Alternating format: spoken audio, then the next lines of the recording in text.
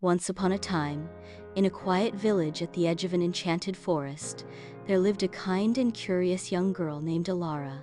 She had grown up hearing stories of magic whispers of talking animals, hidden treasures, and mysterious potions, but she never imagined she would come face to face with the most magical of all objects, the pot of magic. It all began one crisp autumn afternoon when Elara was exploring the forest near her village. She had wandered far from the path, chasing the glint of sunlight that filtered through the trees, when she stumbled upon an ancient stone well. The well was overgrown with vines and moss. Its once bright stones are now weathered and cracked. As she knelt down to peer inside, she noticed something unusual at the bottom, a small, gleaming pot shimmering faintly in the dim light. Curiosity piqued, Elara reached into the well and carefully pulled the pot from the depths. It was small, made of a smooth, silver-like metal, and it hummed with a faint warmth as if it had a life of its own. As soon as she held it in her hands, the pot seemed to glow brighter, and a voice, soft and ancient, echoed in her mind. "You have found the pot of magic, Elara. It grants wishes to those pure of heart, but beware. Every wish comes with a price." Startled but intrigued, Elara gazed at the pot in wonder. She had heard the old stories tales of magical objects that granted wishes, but always at a great cost. She wondered if the stories were true. Still, the temptation was too strong. "I wish for something wonderful," Elara whispered, her heart full of hope. The pot shivered in her hands, and then, with a soft glow, a small golden bird appeared before her. It fluttered around her, singing a song so sweet it seemed to enchant the very air.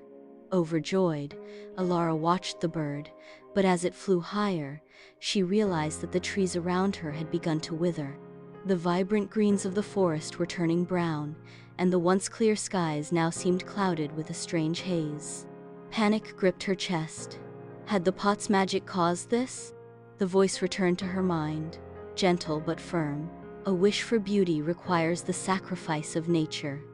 Each wish must be balanced, or chaos will follow." Elara felt a pang of guilt. She had not thought of the consequences. Desperate to undo her mistake, she whispered, "I wish for the forest to be restored." The pot hummed again, its glow growing brighter. The golden bird vanished, and the forest slowly began to heal, the leaves returning to their vibrant green, the air fresh once more. But as the forest thrived, Elara noticed something else. The people of her village had become restless. They were no longer content, their lives burdened by an invisible weight. The wish to restore the forest had come at a cost to the happiness of her people. Once again, the voice of the pot filled her mind. "Every wish shifts the balance.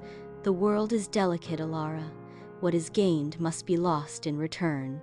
Elara was torn. She wanted to make things right, but she was beginning to understand the true nature of the pot's magic. The more she used it, the more it twisted the world around her, each wish taking something precious in return. After much thought, Elara made her final wish.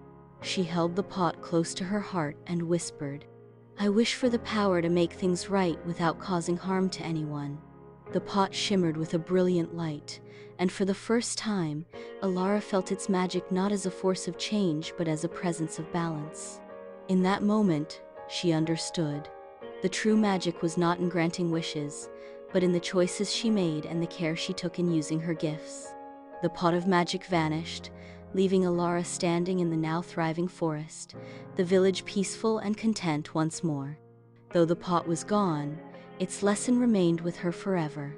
Magic, like the heart, must be used wisely, for the world is a fragile place, and even the smallest wish can shift the balance of everything. And so, Elara became a guardian of the forest and the village, known far and wide for her wisdom and kindness. She had learned that the greatest magic lay not in the power to wish for what she wanted, but in knowing when to let the world be as it was. The end.